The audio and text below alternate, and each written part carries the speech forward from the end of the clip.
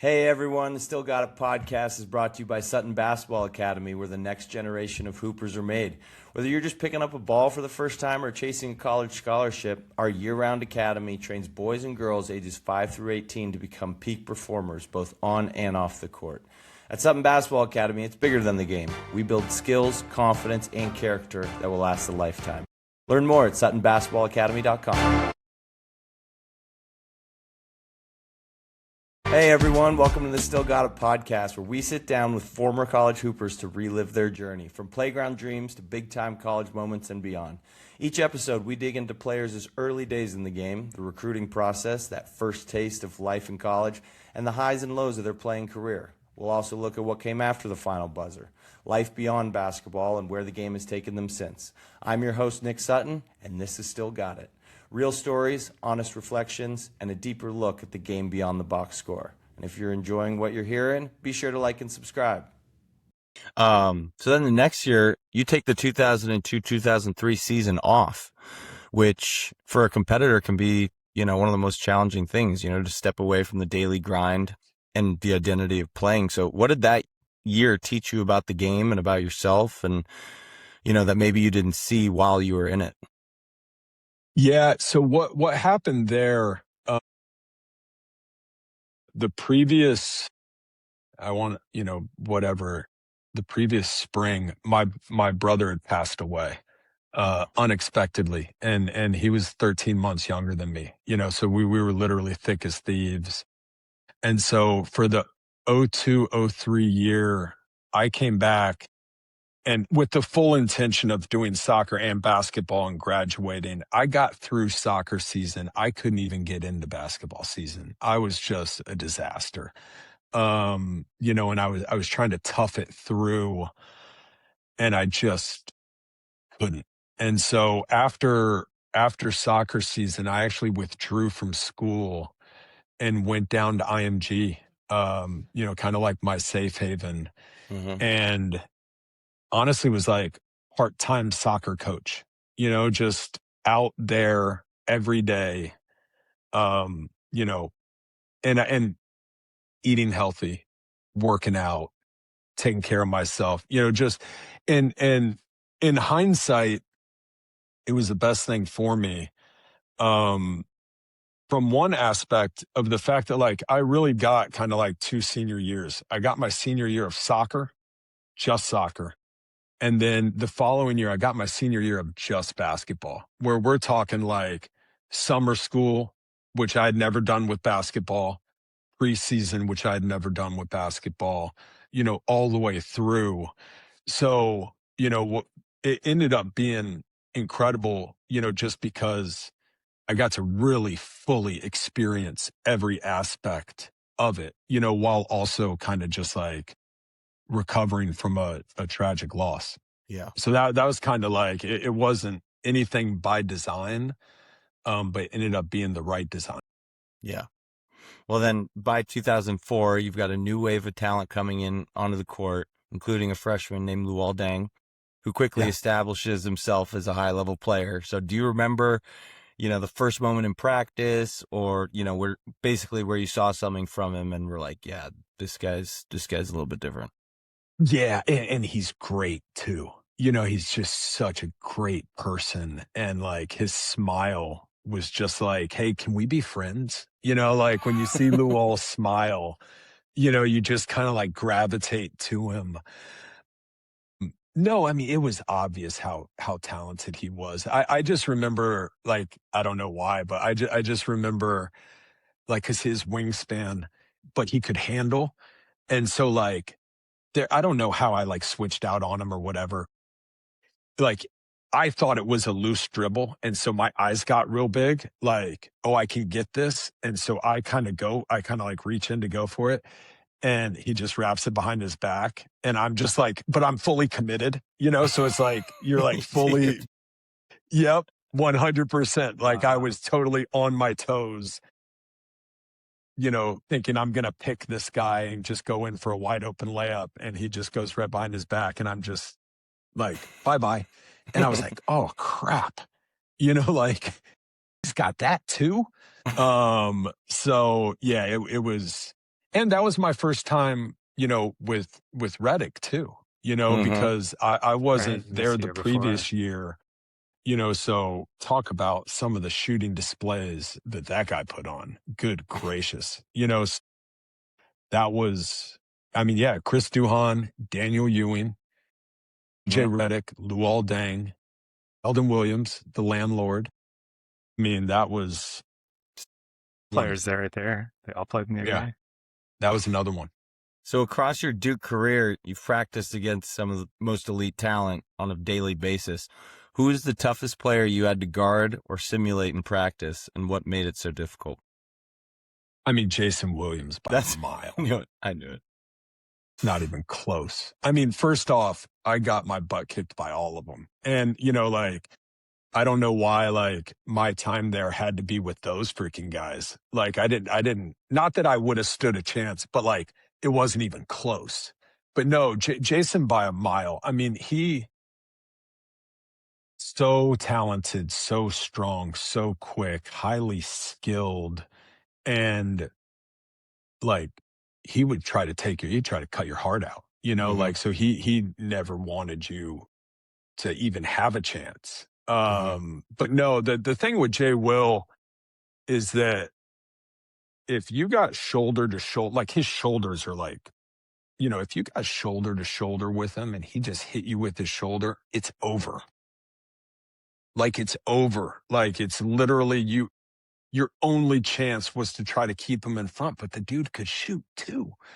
But once he got shoulder to shoulder with you, the possession is over for everyone, and I don't care who it is. Yeah. That actually, it reminds me a little quick story when he was, he got in that horrible motorcycle accident and he came back to Duke and was rehabbing his Achilles ankle, that whole thing. He had a strap on his toe going back to his shin to keep it propped up, whatever. Anyway, so they asked me and, another couple guys to go play defense with him in Card Gym. And you can't even, he was basically, on 1.5 feet on one leg. And, if people ask me who's the hardest person I've ever had to guard, it's still Jason Williams by far. Exactly like you said. I had to guess. He was so quick that I had to just guess if he was going to go up for a hezzy, which way he was going to go. Because you couldn't wait till the last second to try and read it because he's just that friggin' fast. He was a friggin' blur. It was impossible. And he's the hardest dribbler. He had hit the ball on a string, so the ball goes wherever he wants. But also it's not this high or slow dribble. He dribbled he was angry at the ball. So that I felt that thing was never out of his hands. Yeah. So how do you even, you said, you can't even try to read where it is. He just and you could tell this dude's pissed. Oh, I have no chance today. Not that I had one before, but Right. yeah, it was incredible. He was impossible. Now, I obviously never guarded any of the long front court guys, Shane, Sewell, Boozer, those dudes. But from a guard perspective, the other one, this is off topic, but the other one's Johnny Dawkins. So would you guys still play with the staff? Yeah. Yeah. So do the manager run and stuff. Yeah. Yeah. Yeah. So we'd play on off days and it'd be Collins, Wojo, Coach Dawkins, and 2 managers against the walk-ons and a couple managers. And there were days we'd play a game to 100. There were days where Johnny had 60. 60. I'm not joking. That dude, and how old was he at the time? Baby. Probably I mean 50s. Yeah, late 40s. Mid to late 40s. Yeah. 60, awesome. easy and effortless. And he would it was the most, he would praise you. He'd be nice try, man. And you're no. Nice No. Don't say nice try. That makes it worse. Stop it. Or he'd because he had that high lefty release. He'd just and he'd just pat you on the butt, and you're God. I always tell people Dawkins came 15 years too early because he set the Duke scoring record, no three-pointer at the time he played. Oh, And if you put him in today's NBA or even the NBA 10 years ago, he would have tore people up. oh, He wasn't that physical, which was kind of used against him in the 80s, but today that's less of an element in the game. He would have been a phenomenal player today. I mean, he was I then, mean, but he would have been even greater. yeah. I mean, he's playing against like, I mean, whether we were any good, is up for debate. But like, we were young and in shape and could run for days, and Mm-hmm. he's in his 40s and gave us 60 in a full court game. So yes, Jay Will, Johnny Dawkins, And then and then every other pro that played there. All right. So then the 2004 season ends in a tough loss to UConn. Another one of those games where Duke kind of had control late and couldn't quite close it out. And for you and Duhon, that's the end of your college careers. What do you remember most vividly from those final moments or from the final minutes and then walking into the locker room afterward? Yeah, it's just disbelief. I mean, that was another one that coulda, woulda, shoulda. And then I think afterwards, like after you get over the like, what the hell just happened? And, our entire front court was in foul trouble, and we still could have got out of there. Poorly officiated game, I will say, as an observer. It was very poorly officiated. Yeah. Yeah, I don't think anyone wants to hear Duke fans complain about officiating, but we still do. Yeah, I think the main thing for me when we were in the locker room was just not wanting it to end, And so I would say I'd say probably for like 5 days, like I just wouldn't leave Chris's side, just like it's not over if we just are always around each other. Hold on a little bit longer. Yeah. Yeah. Let's just, and not just Chris, I mean, the whole group, like if we just are around each other as much as humanly possible, maybe it's not over. But yeah, that was a tough one because it really that was harder for me than '02. And that wasn't like we should have and could have. So that was a tough one for us. So you graduated. Why don't you kind of give us just like a high level, kind of what the next 10 years of your life, 2004 or 5, whatever, for the next 10 years. What did you do after college? You got into coaching and stuff like that. But yeah, give us a little overview. Yeah, so I knew since I was a kid I wanted to be a basketball coach. And so I went out and started working. Back in the day, the way you got in is working summer camps. So I worked, a handful of different college summer camps, hoping to stay on as a GA. So I worked Cal Berkeley and was there for a GA for a year. And then one of our assistant coaches at Cal Berkeley got the head job at San Jose State.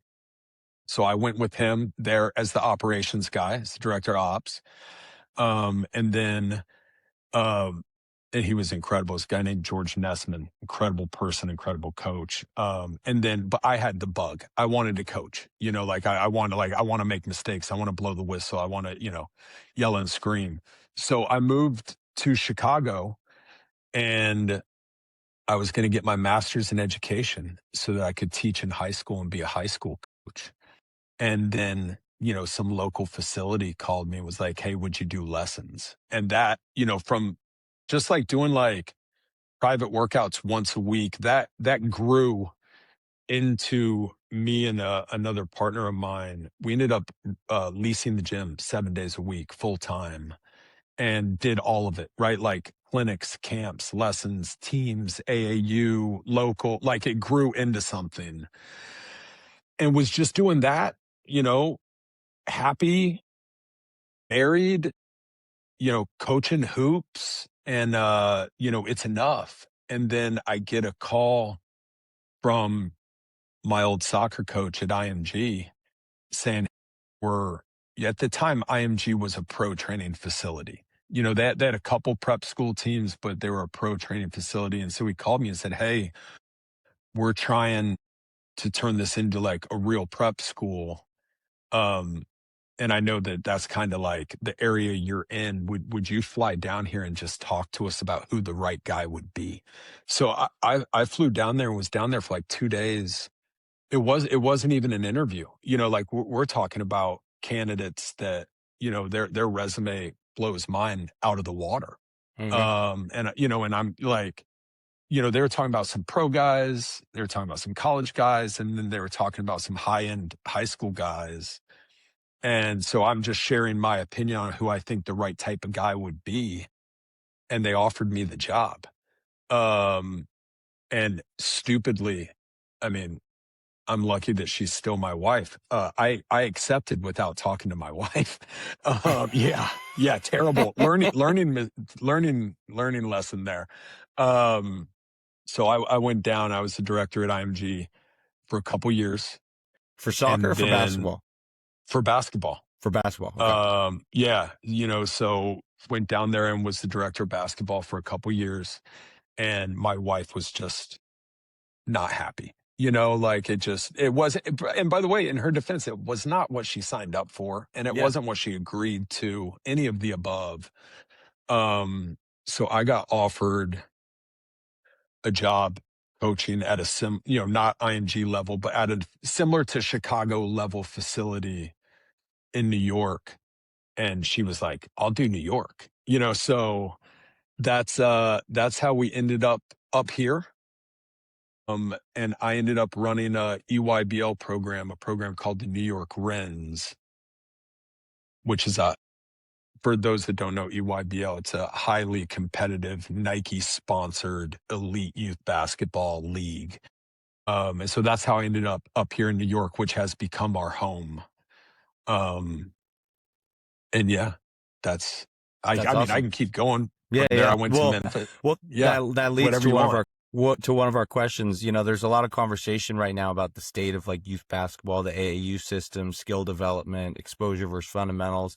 Like, what do you think that youth basketball is getting right today, and where is it falling short? Yeah, I mean, I think the only way I would say it's falling short is in the what we talked about earlier with specializing. Like I think parents are specializing their kids way too early. And I think kids burn out. And I think the other thing is it needs to be a blend. Like if you're a basketball player, or soccer player or whatever, I think it needs to be a blend. You can have your skill trainer and you can have your EYBL, but then you should also have the ability to go play pickup with your friends and improvise, and by the way, like take what you learn, from your trainer and go apply it in a 5-on-5 setting, for fun, where you can make mistakes. Yeah. And by the way, play on 2 teams. Play on one team where you're playing with and against the best in the area, and maybe you're a role player, and then go play on another team where you're the man. And at the end of the game, the ball is going to be in your hands. Like you need to have all of the above. Like it's not. I think the biggest issue is that kids don't play anymore. Like they just go play. Like winner stays on, and if you lose, get the hell off the court. Like that's missing. And I could keep going because I also think that's part of the reason there's these injuries, because you go from, kind of like simulated gameplay to unsimulated gameplay. And now all of a sudden you're moving in a manner in which you haven't in a while. Yeah. But I don't think there's like one thing that's missing. I just think, we over specialize personally. And then the other thing is we talked about earlier as well, let your kids fail. Let your kids be held accountable. Let your kid experience, some controversy, and then don't change teams. Leave them there. Let them figure it out. So, and then you can say coaching, but have I seen bad coaches? Of course I have, but I've seen guys that can really freaking coach. Yeah. Like really in coaching 5th grade, 6th grade, 8th grade. So I think the one advice I would give to parents is I wouldn't worry about the level of the program. I'd go find the right coach. Mm-hmm. I would go find the right dude. And then that's the guy that's going to coach my kid. Yeah. And so at Sutton Basketball Academy, we talk constantly about habits and daily standards for players. In your opinion, what are 2 or 3 non-negotiable habits that every serious player must have if they want to reach a high level? I think the first thing is it has to be their choice to be there, right? If they're there because their dad wants them to play ball or their mom, this is not going to ever work out. They have to be chomping at the bit, right? Hey, when can I go back? When can I go see Coach Nick? Hey, if I do good on my report card, can I get more time there? Yeah. If it's not their decision and if it's not their passion, then it's irrelevant. The second thing I think just unanimously is they have to love to compete. If you have a kid where that coach has to stoke the fire, then they have to be a unicorn to make it. Like the truly competitive kids, the passion, the love of the game, that is very, very hard to instill. It's either there or it's not. I personally am a big believer in punctuality. If practice is at 8:00, you're there at 7:45. I think that shows a measure of everything we just spoke about. And then the last thing, and this is when I was coaching, this is something I would tell my parents, if you signed up for private workouts or clinics or anything, if I'm a kid and I go to work with Coach Nick, right? And if I don't take that, and then as a parent, you look out the window and see your kid working on that in the driveway or working on that in the backyard, it's just not going to happen. Yeah. So those for me, if I'm working out with you twice a week, but that's the only time I'm working, it's not going to happen. Right. I'll get far, but I think those are the non-negotiables. Right.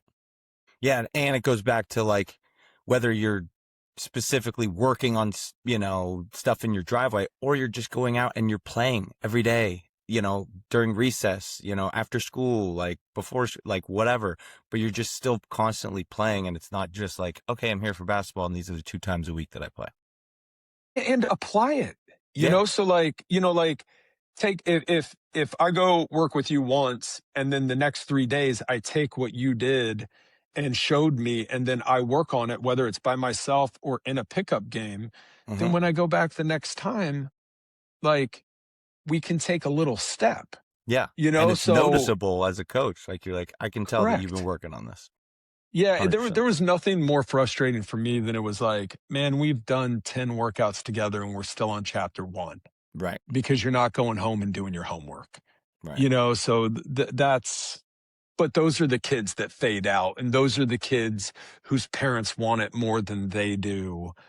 So that's why I say it's not about oh man, this kid has, this natural ability or, his wingspan. It's just passion and how much do you care? It's that simple. Yeah. Switching gears to kind of the college basketball landscape with the transfer portal, NIL, and increased pressure to win immediately. Do you think coaches even have the runway anymore to truly build programs the way that they used to?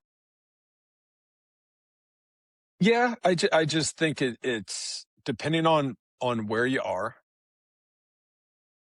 And I would say this about some of these coaches.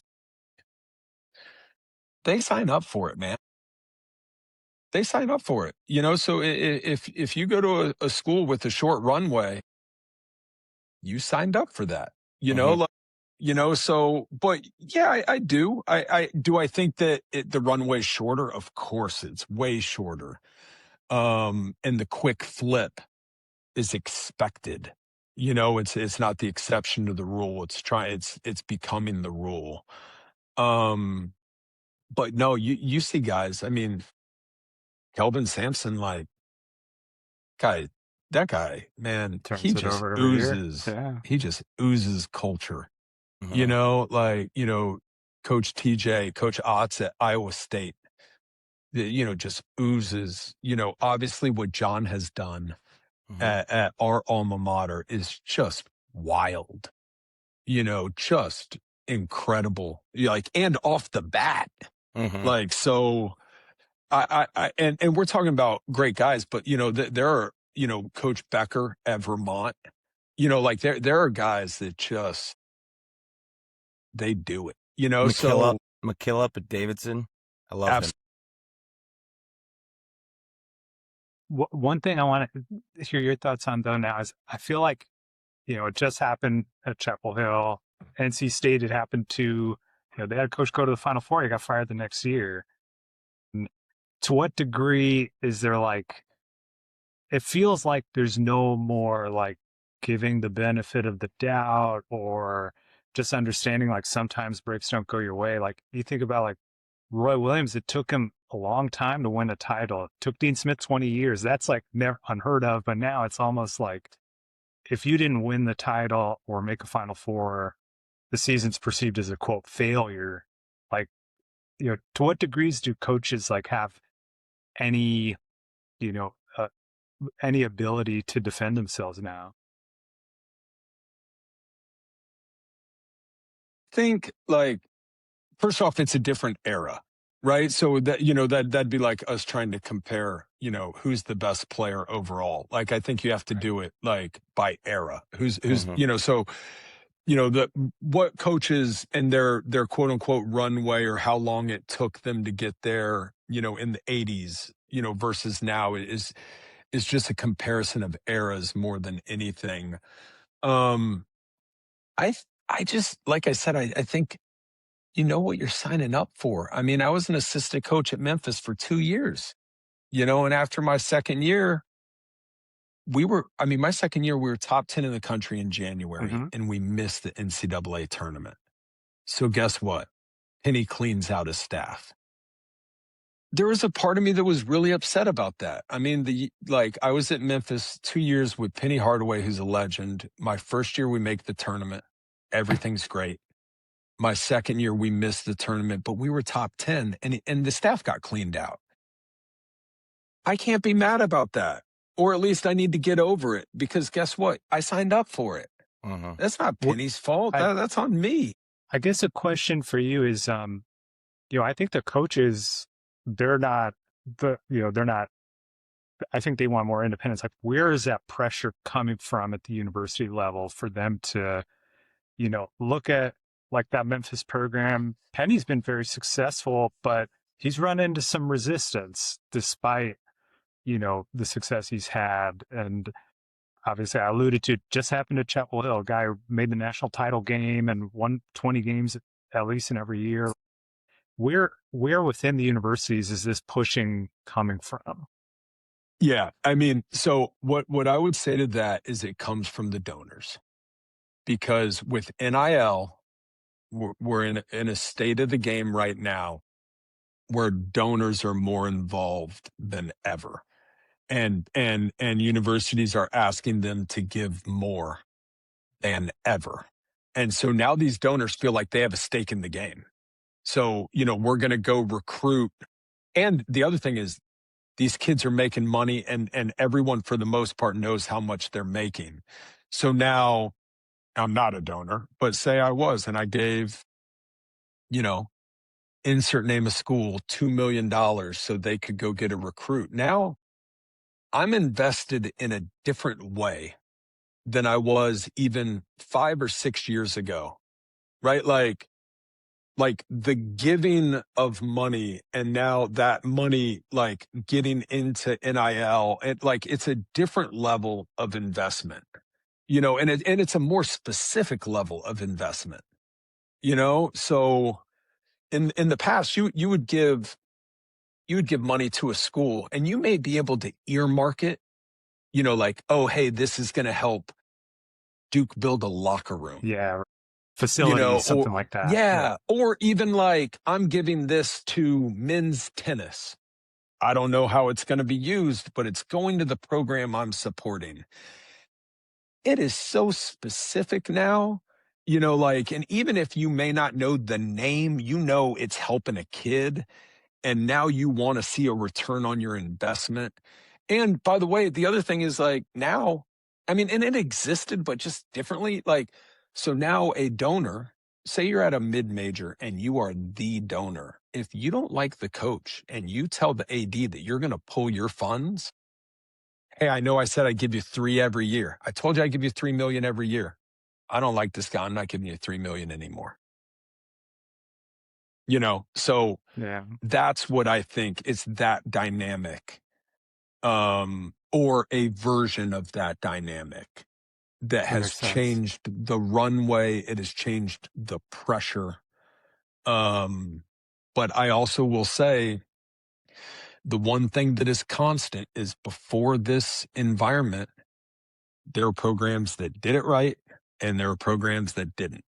And there are programs that won, and there are programs that didn't. And there was still turnover. That today is the same. The only thing that's different is the awareness of it and maybe the quickness of it. Pace. Yeah, that makes sense. So a couple kind of last general questions before we get into our closing questions. I want to kind of fast forward from your kind of career timeline to 2022. Coach K's final game, Final Four against North Carolina. You're watching not just as a former player, but as family. What was that experience like emotionally for you, seeing the chapter close, kind of the way it did? Yeah, I think the final game, I was just in awe, right?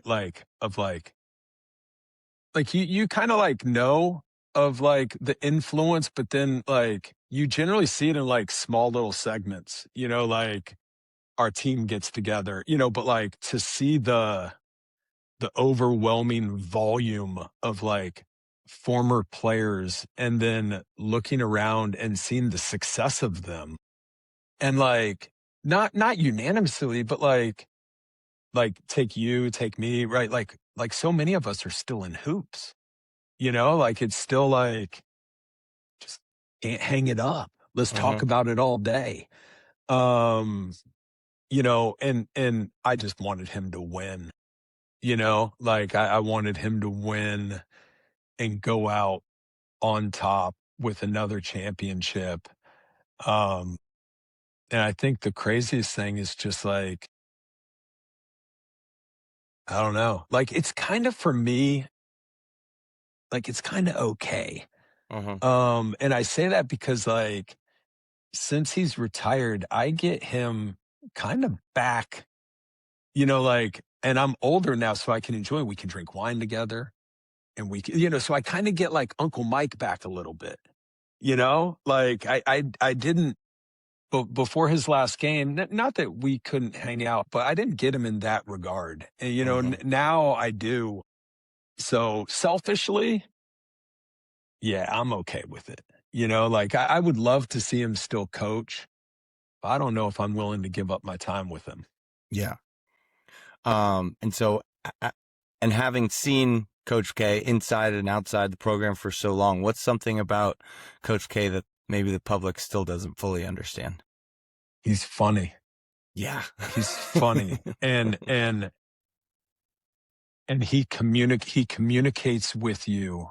At least he communicates with me in like, he meets you at your level, right? Like and my level is very low, and my level is full of 4-letter words. And so there's nothing more, that I love than, if I call him and he picks up and he's like, what do you want? And I'm like, yes.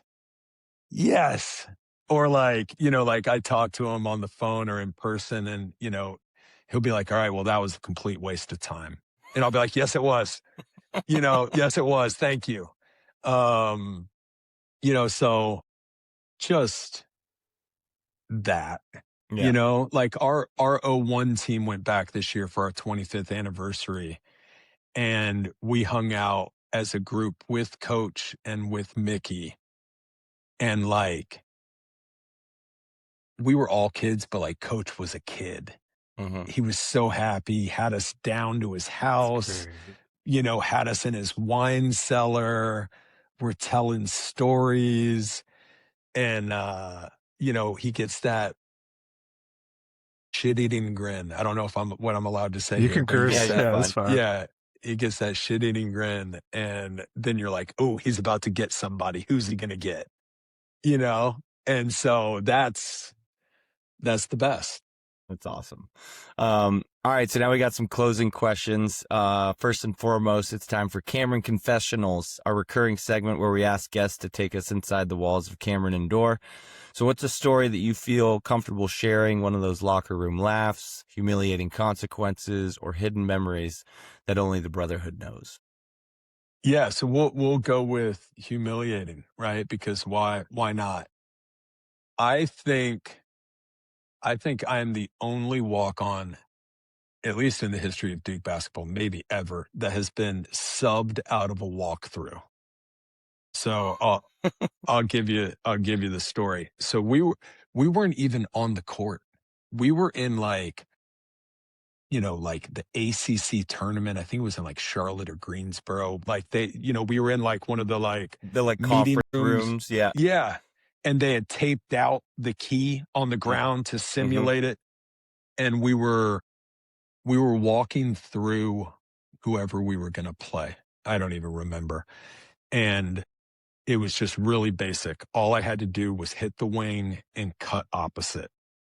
And by the way, we were in flip-flops too. That's how, so Wojo, it's like, all right, this is what they're going to run. Okay, let's run it. And I'm the other team's point guard. And I go to enter the ball to the wing and JJ Redick steals it.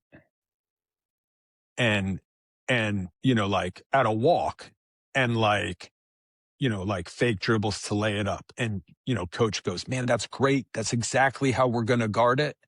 Okay, let's do it again. And now let's run the play. So I do it again. I pass it to the wing. JJ steals it again. And I'm like, coach, great job, JJ. Let's run it again. So I go to the third time when we're all walking, I go to enter it to the wing and I just pass fake and hold the ball. And JJ jumps out. And then I pass it right behind him, right? Like the guy backdoor cuts. And coach stops it right away and he goes, they're not going to do that. Like they're just not. And what am I going to say? What do I do? Like, first off, yes, they will. Like, first off, coach, I love you. Yes, they will do that. Second of all, JJ is stealing passes in flip-flops. Come on. So coach loses his mind and looks at Wojo. So Wojo subbed me out and then he ran the same thing. And when he threw it to the wing, JJ let the pass go through. And coach goes, that's exactly what we needed. Like, I don't understand how that's so hard. Like, I don't understand how that's so hard. And I'm off on the side. I was ready to kill somebody. I was literally ready. And like, then I look and Redick's kind of like smirking at me. So I must have done something to that dude. I must have done something, but he got me. So that is my humiliating. Have you ever been subbed out of a walkthrough? I don't know, but I have. That's my story. That's a good one. Incredible. All right, so before we get to some rapid fire finishers, the late great Barbara Walters used to ask a lot of her guests the following: what is the philosophy or philosophies by which you live your life? I think that's changed, obviously based on where you are. But I'd say for now, where I am, I want to be a good dad. I want to be a good husband. I want to be a good friend. I want to keep my son and my wife in a place where they're happy, which is Brooklyn. And I'm lucky in the fact that I get to do what I love doing, so I would say right now that's the priority, is just stability of family and